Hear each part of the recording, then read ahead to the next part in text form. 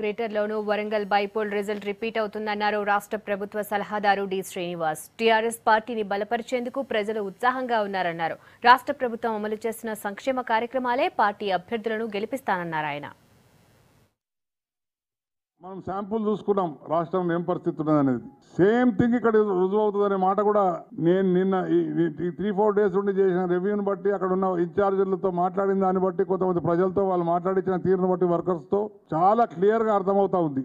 అందులో లీడర్ నాయకులంతా ఎంత చిత్తశుద్ధితోనైతే డివిజన్స్లో ఉండి పనిచేస్తూ ఉన్నారో, ఇది ఒక ఎగ్జాంపుల్గా మిగిలిపోతుంది. ఈ ఎలక్షన్, ఈ కోఆర్డినేషను, ఈ సీరియస్నెస్ అనే విషయాన్ని నేను మీ దృష్టికి తేదలుచుకున్నాను. ఒక ల్యాండ్ స్లైడ్ విక్టరీ ఉంటుంది టీఆర్ఎస్ పార్టీకి అనే మాట నేను మనవి చేస్తూ ఉన్నాను.